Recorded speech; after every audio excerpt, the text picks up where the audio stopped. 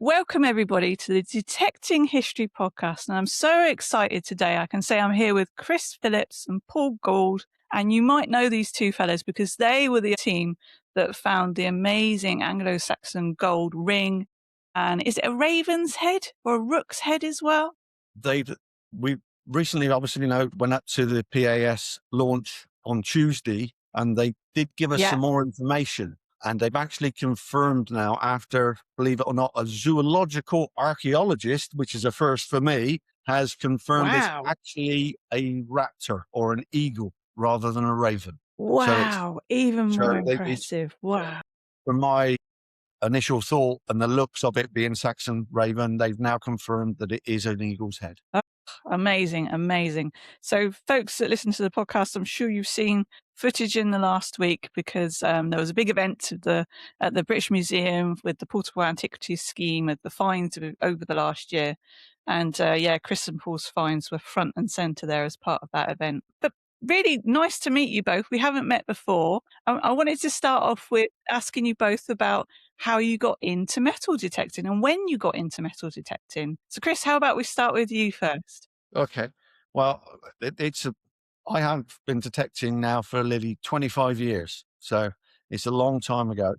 And at that time I was a gamekeeper, and one of my other friends was a gamekeeper. I was gamekeeper down at North Standon at Hungerford for Lord Roots. And one of my friends was gamekeeper for Sir Seaton Wills at Littlecote House. Wow. And I used to go up and chat with him and talk with him. And he'd have little piles of lead shot and interest him. And I just kept on thinking, what are these bits? And he said, well, that's the bits I found with my metal detector. And I'm afraid that was it. I said, can I have a go? And he went, yeah, of course you can. And I think 2 weeks later, I went down to the nearest one, which was Leisure Promotions in Newbury, and acquired my first metal detector. And that was me started. I was hooked from then on. And that was you hooked. Yeah. I kind of think that there's something that's waiting to be awoken in us detectorists, isn't it? Because it's not the easiest of hobbies, you break your back digging all the holes and you put in all the slow miles. But yeah, when it gets you, it really gets you. So your first machine then, was it one of the old big battery machines? Heavy? It was a Mine Lab Sovereign, and which was a cracking machine.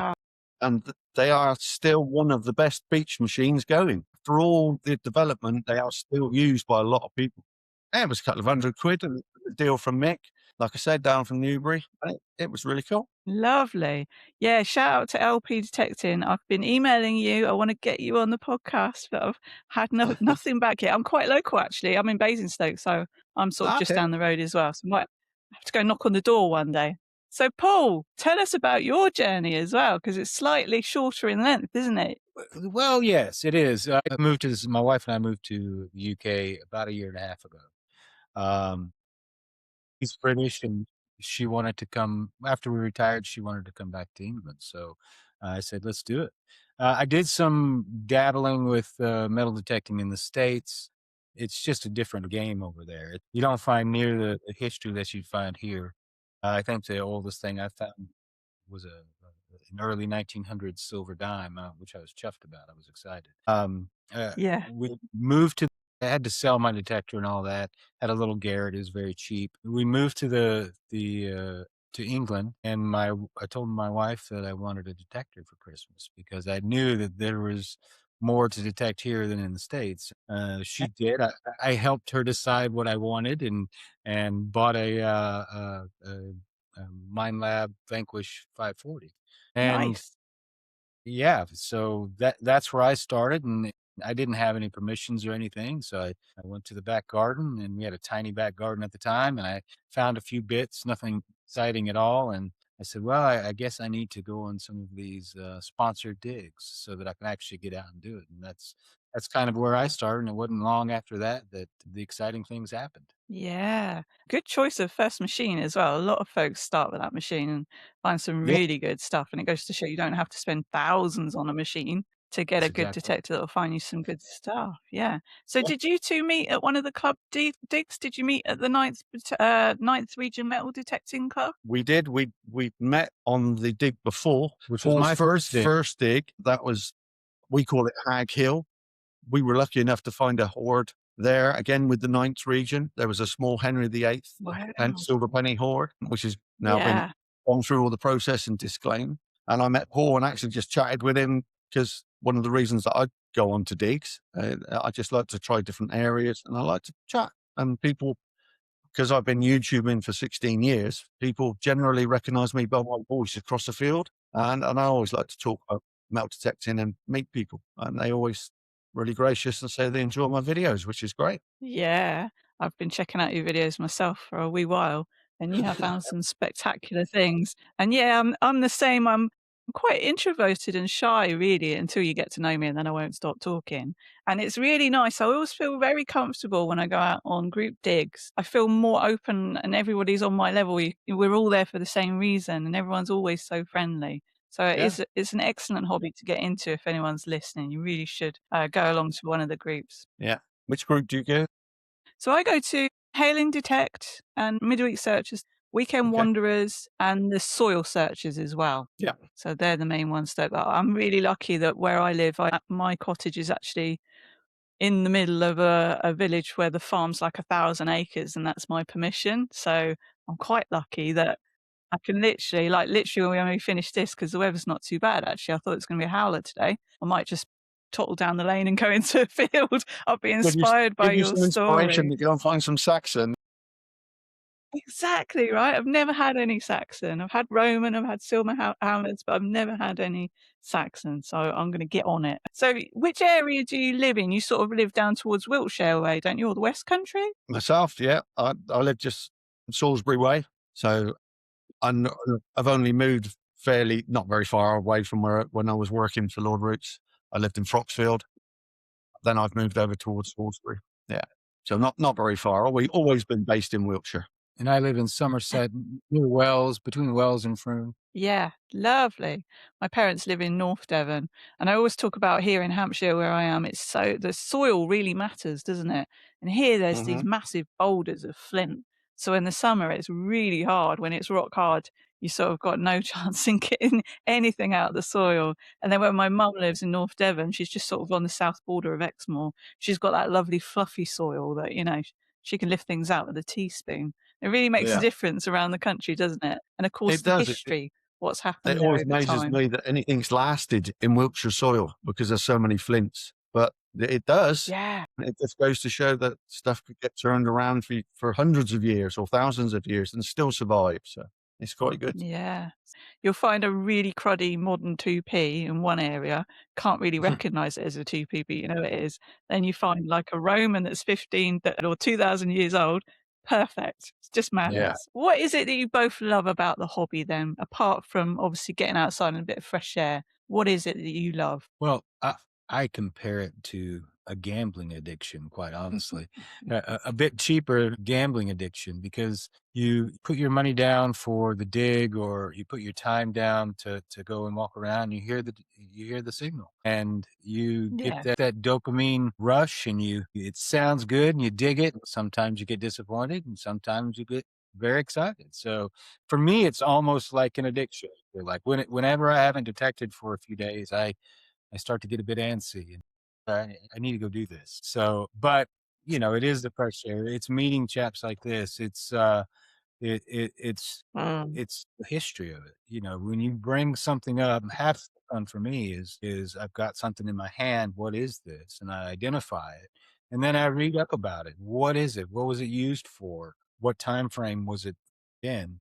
Uh, and sometimes it's the simplest things. It's not always the gold and the silver. It's the tiny things that you think, what was this used for? And I'm just as interested to get at my desk, look in books and look on the internet to find out those things. So yeah, absolutely. It's a multi-part hobby. And I used to detect with my dad. He was a policeman for 30 odd years and retired fairly early, which was lucky. And I used to enjoy time detecting with my dad. It was time we could spend the weekends.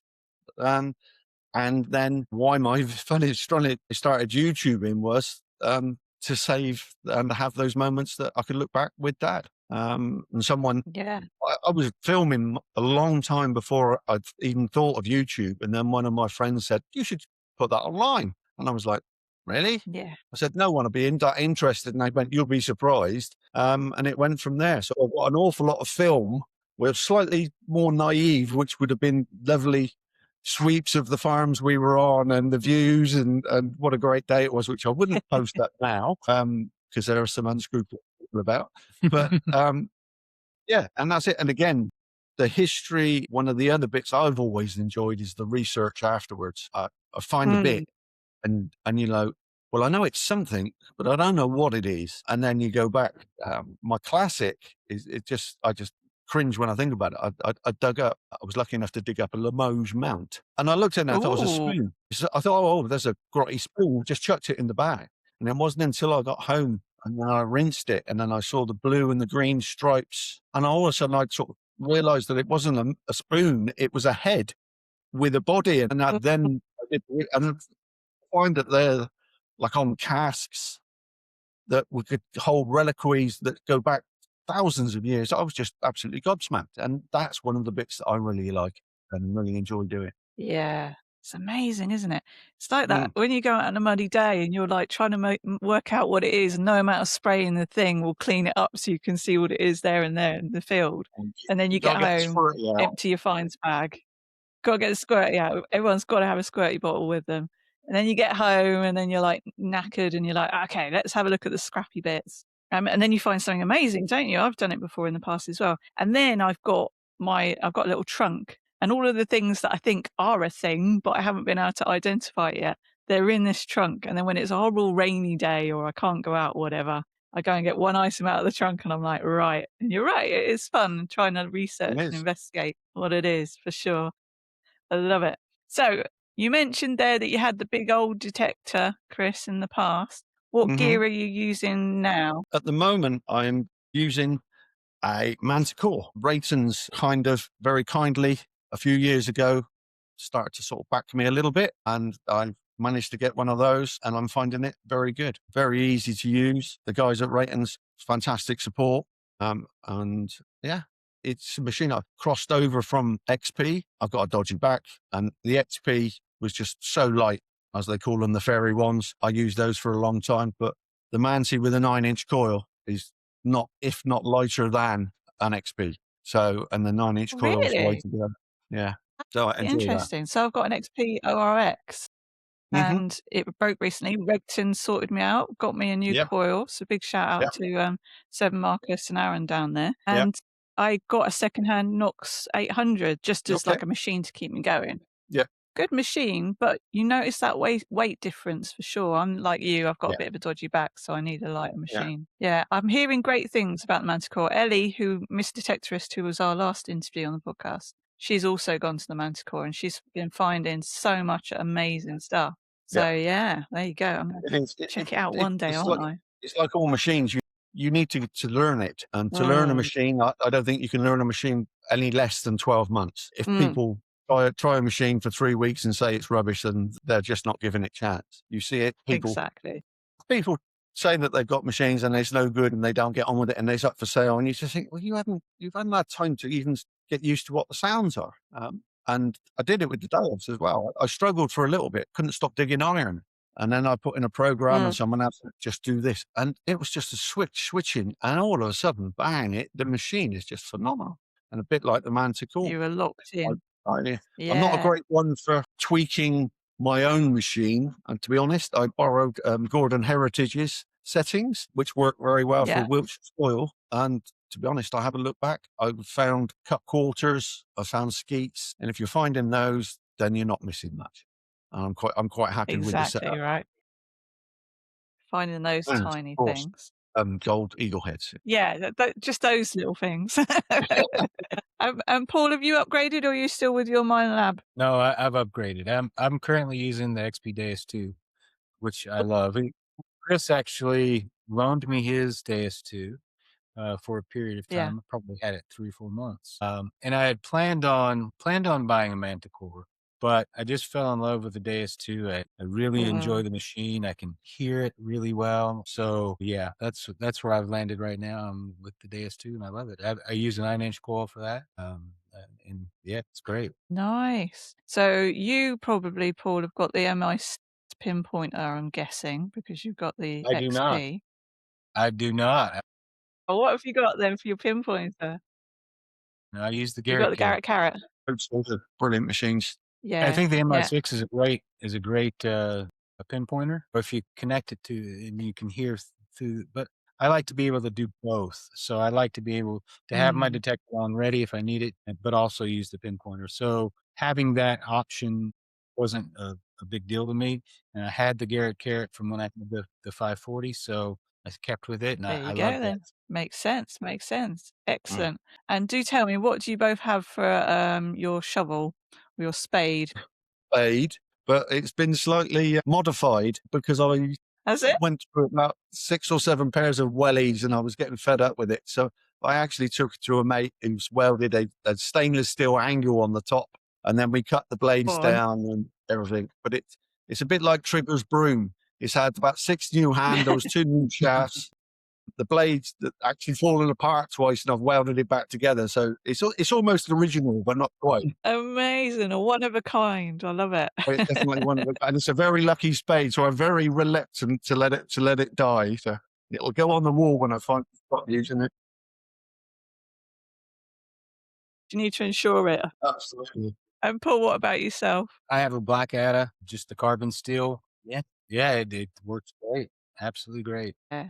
Yeah, people sometimes, I think newbies as well, you sort of, and I've done it myself, you really have to have the right spade for yourself that fits. Because I started off with one of these little half ones, which a lot of people Hmm. still use. And it was great because it was light and easy to sort of carry around, but then it was Yeah. back breaking. And people were Yep. saying to me, "You're going to get a bad back. You're going to get a bad back." And sure enough, Yeah. I got a bad back, right?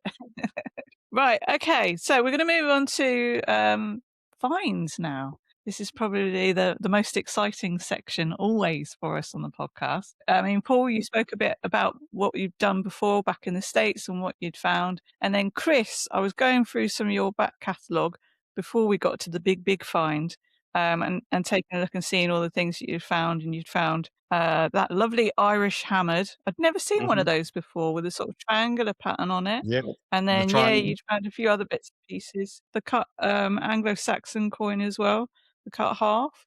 Tell me about some of your finds. Yeah. So tell me about some of your sort of earlier finds. What sort of things have you been finding? Before that, we lucky again in Wiltshire. We're lucky we got a lot of Roman presents. So I've got a nice collection of Roman brooches and strap ends as well. We got the area where I live is quite Saxony, a lot of Saxon action. Nice. So we get strap ends, get a few skeets, buckles as well. I just love buckles. I had a couple of Roman buckles with the horses heads coming together. Yeah. That was all quite early when me and Dad both Beautiful. started. Um, it's really, really, really great fun. Lots of other, all the normal stuff, all the normal bits and pieces that you're not quite sure. There's lots of strap fittings and belt mounts, buttons, of course. Of We all like a course. good button. Yeah, nah, we Yeah. won't go Nice there. livery button. And yeah, lots of stuff. Crotal bells, again, Wiltshire. My friend is dying to find his first crotal bell because, I was gonna fortunately, say, that's like a bucket lister. my back is not brilliant at the moment, so I haven't actually been detecting for nearly 2 months, and I've been doing I've been a few shorts of old finds, and just to wind Paul up a little bit, I showed him my tray of crotal bells, which again, it in Wiltshire, um, there was a lot of sheep, cattle, and anybody that wants a few tips, look within 50 yards of a gate and look in the corners of the fields, because when they corralled the Yeah. sheep, the cattle, or whatever up, that's where they ended up. They either ended up in the corner of a field or at a gateway. So if you're desperate for a crotal Yeah. buck, they don't always come up from there, but there's a good chance you'll find one if you concentrate around those sort of areas. There you go. That's that invaluable knowledge you've got from that years and years of detecting, and you're spot on. My first ringer that I found is your mentor. You're going to be finding all this stuff soon, very soon, Paul. Yeah, my first ringer crotal bell. My first crotal bell was a ringer, and that's exactly where I found it, right in front of a big old field gate. And yeah, you couldn't miss that signal. And when it came up, I just couldn't believe it. And then with all the artifacts that you just spoke about, the strap ends and crotal bells ever, They're all so beautifully made, aren't they? You see all the different designs and all these different elements that when you do your research, that will help you sort of hone in and age the thing as well. So that's Yeah. always the fun part. Yeah, indeed. So let's talk about that day last year, back in January, when you were out on your second dig, Paul, and Chris, you were probably out on your 3000th dig, something like that. But you were out with the 9th Region metal detecting. Walk me through that day. What was the day like? What were the conditions like? And how did it go? And tell me about when you first got that signal, Paul. I think you found your bit first and then on to Chris. Yeah. So, it was my second dig I'd ever been on. I was still very much in learning mode. I would do a lot of watching the other detectorists, seeing what they were doing, try to emulate what's going on. And I'd had a decent, it was my best, even before the ring, it was my best day of detecting at that point. There were a couple fields, 3 fields, I think, that we had permission to detect. The first field seemed a bit trashy. There was a lot of plastic on and it didn't look to me like a place that I wanted to detect. And the next field had a pathway through it, so I thought, well, let's go over there. And I found a an early 20th century coin pretty quickly, and it had a beautiful patina on it. I was chuffed. I was excited. That's the best coin I had found to that point. Strangely enough, and remember, I was brand new, so I didn't know very much. Strangely enough, I found a Roman brooch, but I didn't know it was a Roman brooch. Uh, I Uh, I looked at it. I thought, this looks like something else. I don't know what it is, but I was that new. I went and had lunch, and another gentleman had found a really beautiful gouge from Iron Age. Iron Age gouge. It was beautiful. Or was it bronze? That was Bronze Age. Yeah, Bronze Age gouge. Scouts, yeah. It was gorgeous. So that kind of spurred me to get back out in the field. So I went out for a bit more. I didn't find much more initially, and I was headed back to that obligatory headed back to the car to leave, and went back through that kind of trashy field that didn't look too good to me. And I heard a signal that sounded to me, to my immature ears at the time, sounded pretty good. So I dug, and not far down was the ring. And when I first brought it up, again, me not knowing anything at this point, my initial thought was that it was some sort of new costume jewelry because it had that, it was sparkly, and I didn't expect things to be sparkly and new like that looking. mm, But the more I looked at it and I felt the weight, I knew it was something. There was a chap that was walking by, and he said, "What do you got?" And I said, I'm not sure." And he came up and he says, "Wow, that looks Saxon." And at that point, we yeah. called the team over and said, "Hey, look what he's got." And that's where the excitement started. Yeah. Yeah, it's beautiful. The colour of the gold, of the Saxon gold, is just, it takes your breath away. And I can't imagine what it's like to be that person revealing it in the hole for the first time. It was Wow. amazing. So yeah, Amazing. amazing stuff. And when it came up, it was kind of crushed a bit, wasn't it? And you could see all of the stones in there. It was flattened. Luckily, I think there was only 1 stone missing, Wow. and the filigree and all that was still intact. So Yeah. you could truly tell it was meant to be a ring, Yeah. and it was just absolutely beautiful, gorgeous. And then this chap interviewed me for his channel. Had a quick interview with me about the find, and the rest is history. Yeah. So was there a gold dance festival? I ask everybody. Did you do a little gold I'll be dance in the honest, field after finding them? I think there may have been, but to be honest, it was all there was so much going on that I don't really remember, to be honest with you. I would hope that I did a little at some point. I didn't catch it on film. Someone might have caught it. Anyone, send it in. So then, Chris, you're obviously in the vicinity. Tell us what happens next. Yeah, well, I on the same dig as Paul. Again, I had the same thoughts as Paul. The first field that we came to, I literally walked straight through it. I didn't even put my detector down. Didn't fancy it. We had a choice of other fields, and they looked really good. And I spent my entire morning Yeah. searching all of those for a couple of bits and pieces, but nothing spectacular. Walked back to the Mm, car, talking to some of the other chaps. It was quite late in the afternoon. It was gone 1. It was getting on towards the end of the dig. yeah. There was Yeah. what, 12, 15 people left. Everybody else had gone home, and bearing in mind, they'd all walked back through the same field, and most of them were detecting at the same time. And I Yeah. said to Will, who's one of the admin on the Ninth Region, should we go and see if we can find a Roman coin? Because there'd been a couple of Roman coins come out in field one. And I said, yeah, let's do that.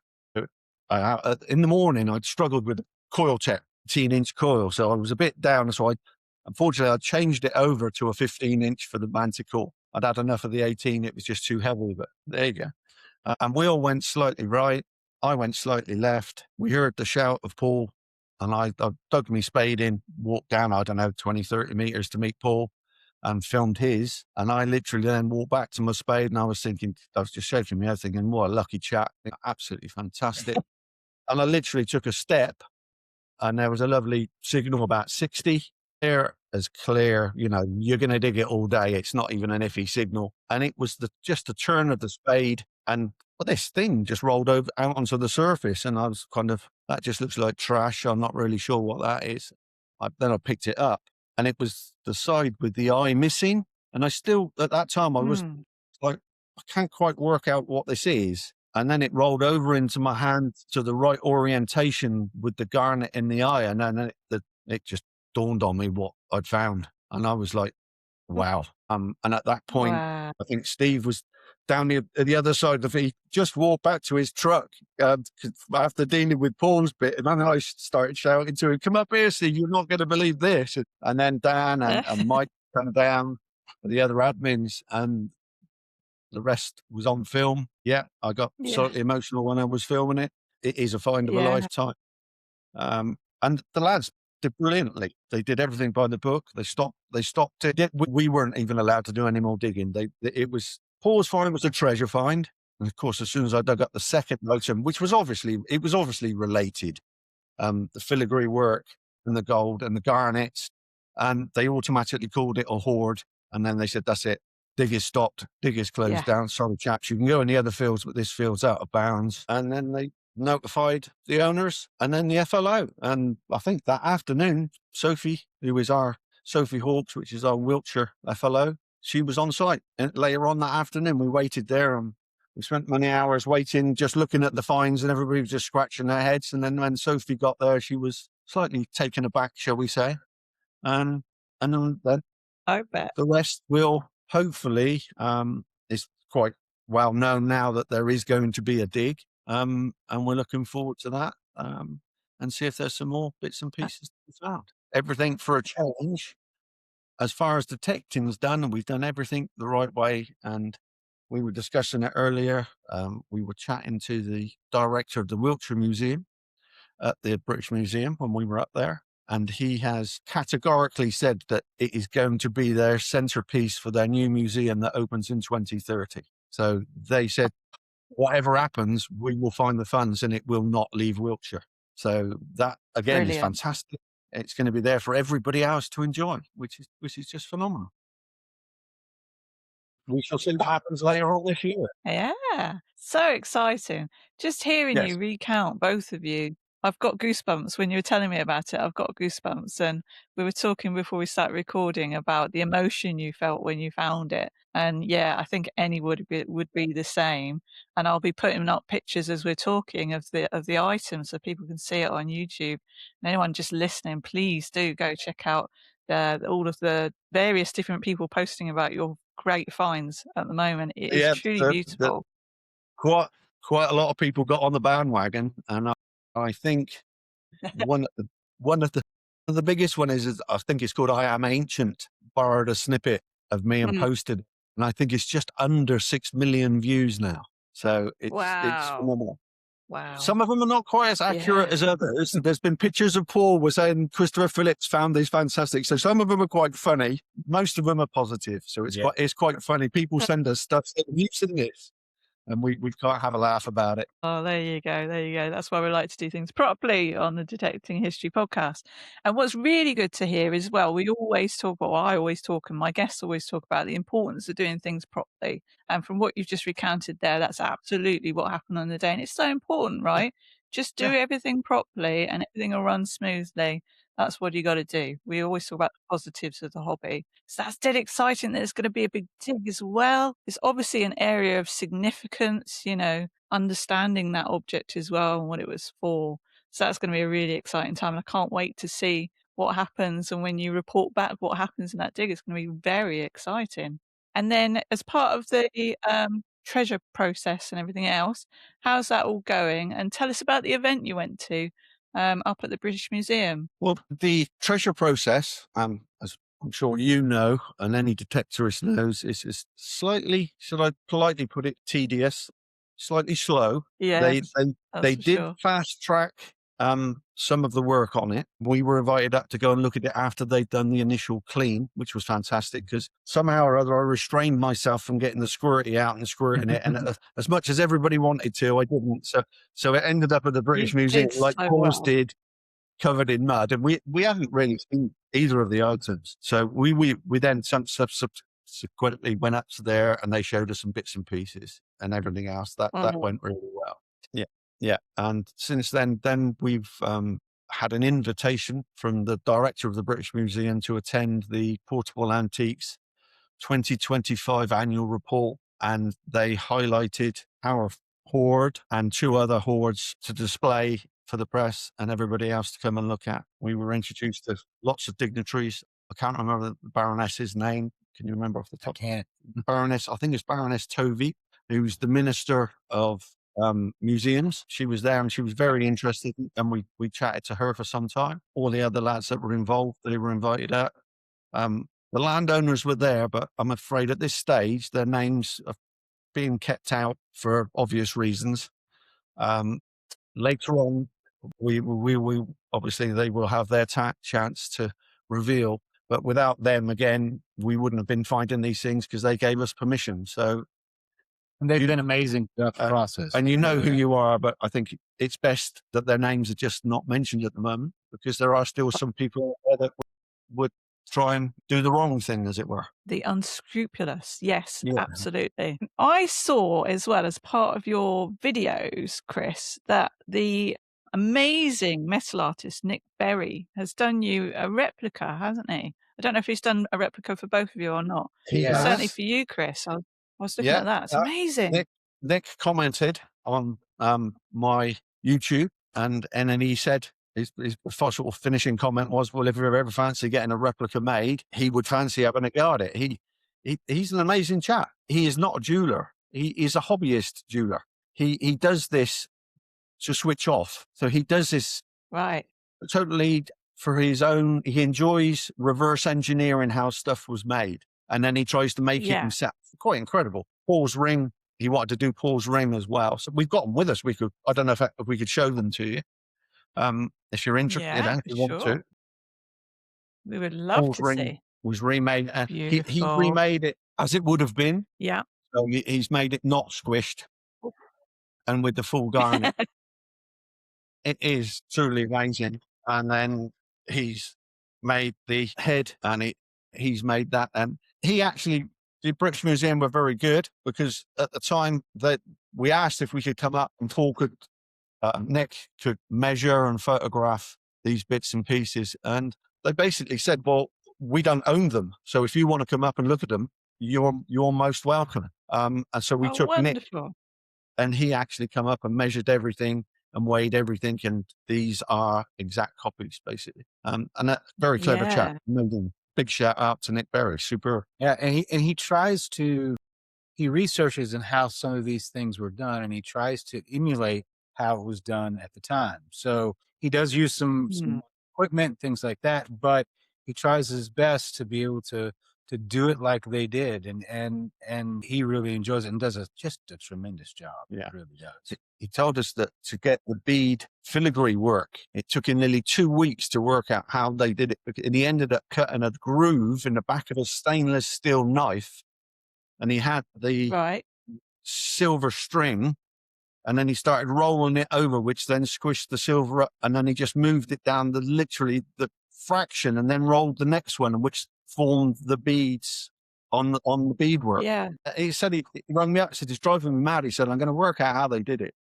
And the other interesting thing is that Nick is convinced that they either had polished crystal for magnifying glasses, because he Right. cannot out how they could have done such detail without some sort of magnification. I think it's been noted that Yeah, sure. medieval jewelers and Saxon jewelers, they used children to tell them because their eyes were so much better than the jewelers.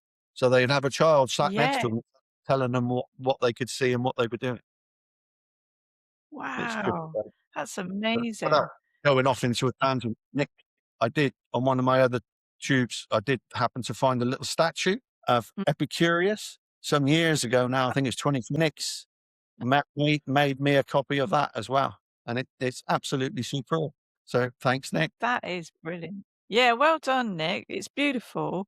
And if you want to go and check out Nick's channel where he shows the process of making Does? your Yeah. bits there, go to Nick Berry Art on YouTube. You'll find him. And it's an amazing process. My other half has got a bronze foundry. So they do the lost wax process to make modern bronze sculptures. Yeah. And with the modern machinery and techniques, it's a blimmin' hard job. It's really skilled craft. And so to hear you talking there about way back then, no glasses, no magnifying glass. So yeah, makes total sense, wasn't it? The It children with does. their amazing eyesight being employed to help them. It's fascinating stuff. It really is. So yeah, so next steps on that, I guess, is exactly what you've just pointed out there. There's going to be another dig and then the museum, of course, and it'll become part of the centerpiece there. Amazing stuff.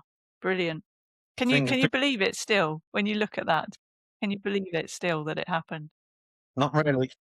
No, it's a bit surreal sometimes. It's and the Cardiff University, David Roberts, is running the dig. He's the dig director, and he seems to be quietly confident that it is going to be worthwhile. So Yeah. fingers crossed. And the other fantastic bit of news, as far as we're Significant. concerned, I presume we can tell them that Digging for Britain are going to cover it as a feature for next season. So Brilliant.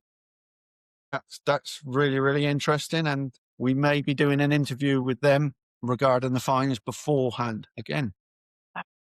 You just don't, who thought metal detecting would turn into this? I know, right? You might get to meet Professor Alice Roberts. We may. That was my next question, actually. You know, I'm going to see you on Digging for Britain, and hopefully we will. That'll be amazing. Really They good have stuff. I actually love that confirmed they're show. going to put a diary cam on it and film the whole process. Ah, yes. Brilliant. Oh, that's fascinating. I cannot wait. Cannot wait. I'm very excited. So, obviously, I mean, how do you beat that? I'm not quite sure. And Chris, you've got a long history of detecting. I always ask guests when they come on, what's still on your bucket list? What would you like to find? And Paul, you've mentioned you want a crotal bell, but I'm sure there's a few other things on your list. And Chris, Well, I'd be really keen to hear what you're still keen to find. yeah, I've been incredibly lucky this year. So I count myself as probably the luckiest detectorist I know. He's the luckiest detectorist I know, that's for sure. I mean, this was amazing. And I had so many people tell me, you might as well quit because you can't get any better. And I think that's true. I won't be able to get any better, but I still get some very exciting finds. I've been lucky enough this year to have a Henry VIII half crown as well, which ended up in the Nice. hands of the farmer. We made a deal, and I'm chuffed that it's staying with the farmer. Yeah. This guy less than a year to find a gold hammer. It took me 18 years to find mine. So this is how lucky he is. I've You need to found, buy a lottery ticket, I think. yeah, I found a Celtic unit. I've found a Saxon skeet. I've found some really groovy Roman things as well. So I'm Wow. chuffed about all that. The things that are on my bucket list is that I want to find a stater. Yeah. My bucket list is about this long, but probably at the top is it's a stater and a crotal bell, a ringer crotal bell. And I'd like to find Yeah. some more Saxon items. I like to find a Saxon strap end, a nice one, things like that. Yeah. So, but we could sit here for an hour and I could go over my bucket list because there's still so many things on that. That's the beauty of the hobby, isn't it? There's always something you haven't found yet or seen yet. So go on then, Chris, over to you. What's on your bucket list? This wasn't on my bucket list, but it should have been. It should have been. Absolutely, yeah. You've gone right to the top of the scale. So Chris, over to you. Yeah, well, my bucket list is still very long, but one of the coins that have avoided me forever is an Anne. Any Anne whatsoever. I've never found an Anne coin. So it's right Yeah. up. It's been up there for years. I just can't. My father found a shilling in front of me and went, "Look, I've got this." And I was, "Thanks, Dad." That really helps. And I've never found a dragonest brooch. That's one of the other top of my list. And Yeah. I've been lucky enough to find quite a few silver and gold coins. The gold coin that eludes me is like a Saxon shilling, a Thurisma. I found a transitional Pada skeet, which is half gold, half silver, but I've never actually found a full gold Saxon coin, which is still right up there. And anything else, anything that you can find on the day you go detecting, that's good. It automatically becomes part of your bucket list because you found it. That's right. Retrospectively, you go, "Oh, yeah." Yeah, you were talking about buckles earlier, and again, the different types of buckles. I always pull up different designs, and then that just makes your day, doesn't it? You're just It like, does. "Wow," or a good, livery button or something like that. You're just like, "Oh, I can Yeah. research that now." Yeah, so exciting.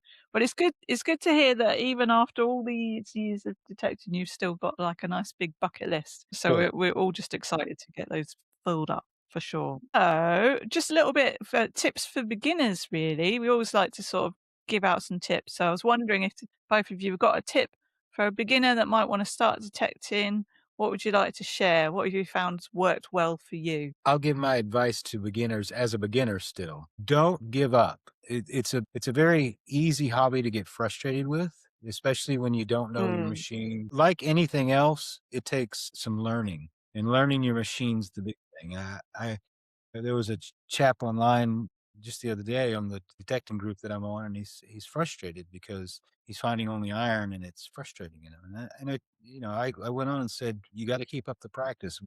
Watch the videos about specifically about your detector on YouTube. Get out and practice all the time.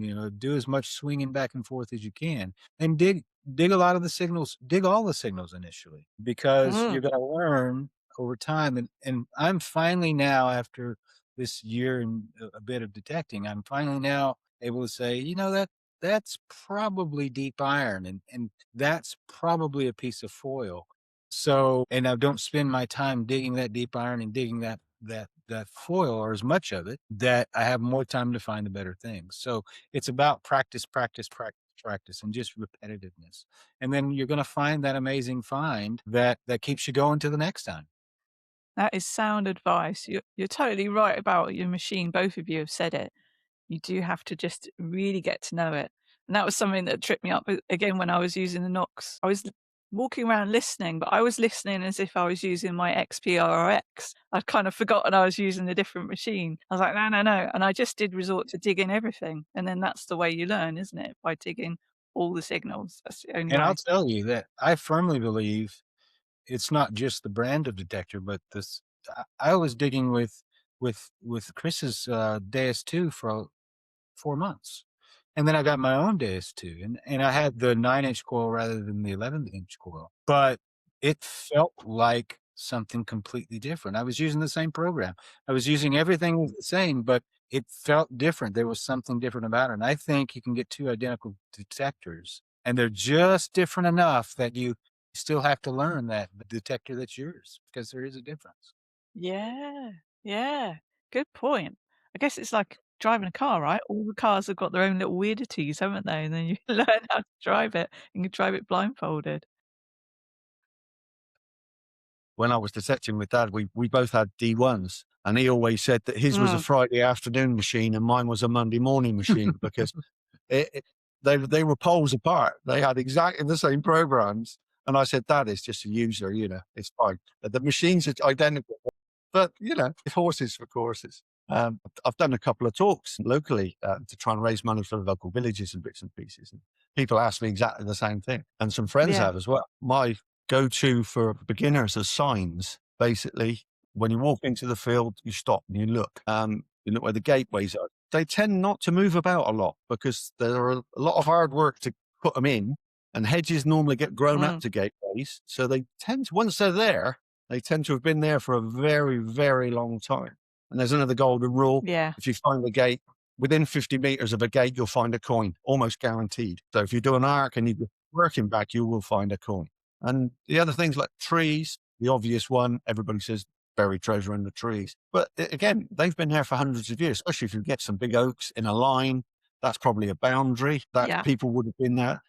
Same as today, if it's a hot day, where'd you go? You go and sit under a tree for a bit of shade. Your wife brings your lunch out for you when you're working in the field. She drops her thimble. You drop your penny, your beer money out your pocket, and there it is 500 years later Yeah. for us to find. It's little Waiting signs for like you. that, ways, paths, bit of research, if you can, on some old maps, if you can find some abandoned footpaths, even brilliant and even better. Again, if you're lucky enough to have a permission or your own permission or even out and you start finding fossils, shepherd's crowns, fossilized sea urchins.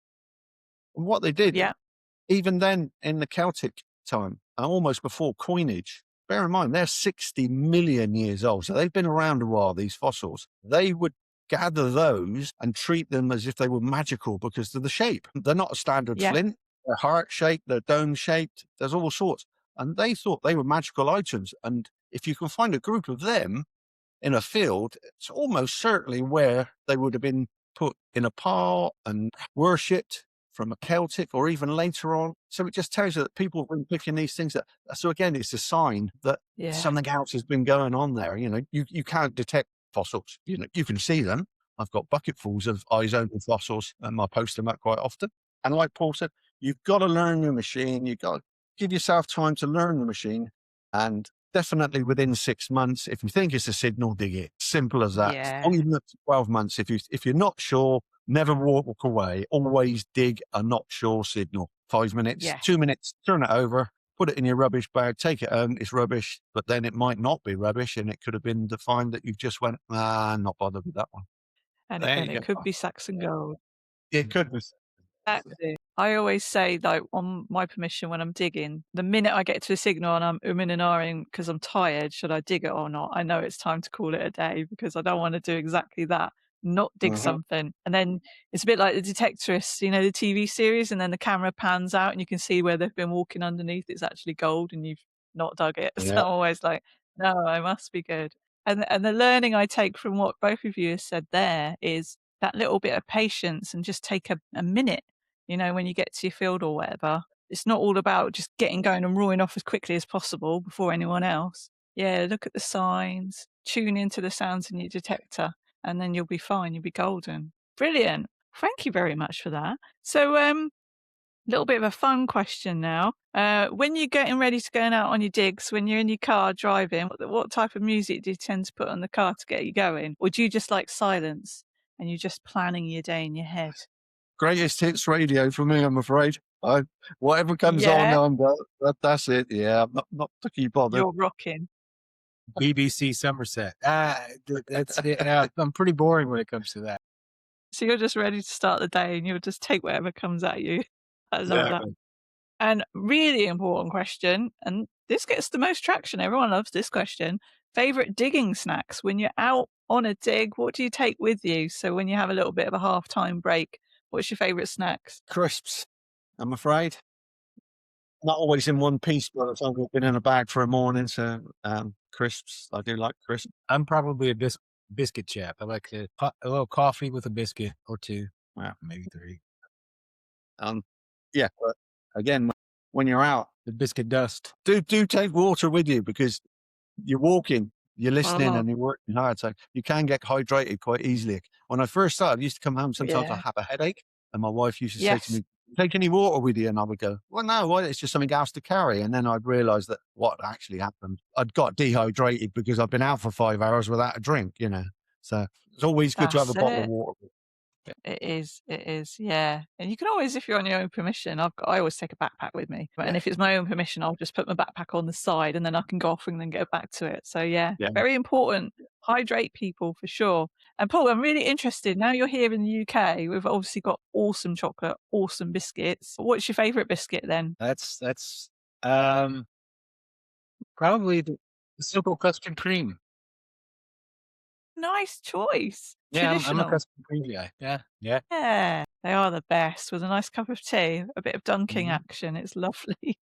Good choice. Good choice. So between the two of you then, what do you think is your favourite history period? When we go through all from Viking, you know, you go right back to the Romans, or Is it a period sort of more recent? I say recent, talking Tudors. What's your favourite history era? I think mine is Saxon. Prior to this, it was, like I said, we're in quite a good Saxon area and we've been lucky enough to find some lovely things. And it's always been my hope to going out is that we would find a Saxon ski, a Saxon brooch, something like that. Yeah, Unfortunately, smashed it. Romans in Wiltshire, they're everywhere, unfortunately. So they're up there. Don't get me wrong, I love finding Roman stuff, but Saxon's just Yeah, just a little bit extra special for me. for sure.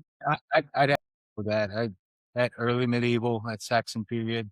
Yeah, that's Yeah, and that's to a new guy. I mean, before I found this, I probably couldn't have told you 2 facts about the Saxons. But since I've found that, I've educated myself quite a bit about it, and yeah, it's my favorite period right now. amazing. Yeah, because it is a rarer find, isn't it? And It learning is. history as you go, fantastic. So, where can people find you both? Let me know about your different channels. So, obviously, Chris, you've got your YouTube channel. So that's Tinner455.uk metal detecting. Did I get that Yeah, right? yeah, just Tinner 455 UK metal detecting. Yeah. Yeah, And I've lovely. also got a blog page on Facebook, which again is just Tinner 455. And Yeah, that's just solely for people to post up their finds and ask me questions. And I post up on there regularly. And I just run that yeah, as a blog, really. So that's where people can find me. I yeah.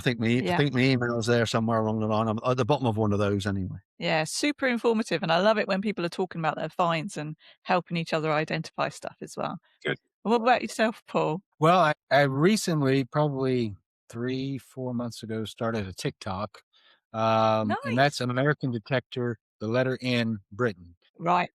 And then I have an Instagram that I put bits on every once in a while, and that's Momojo135. That's MOMOJO135. Thank you for that. Go and check them out, guys. We want to be able to see what happens in the next stage as well. I'm sure Paul and Chris will be putting up some bits and pieces to show that as well. Absolutely. I'm so grateful. Thank you for taking the time to come on and chat with me today and share with us all about your history of detecting and also what happened on that magnificent day. Well done to both of you. Thank you very much for coming on. Hope to speak Well, to you thank you so again much for soon. having us. Yeah. Good. It's been good fun. Thank you very much. Thank you. Take care. Cheers. Bye.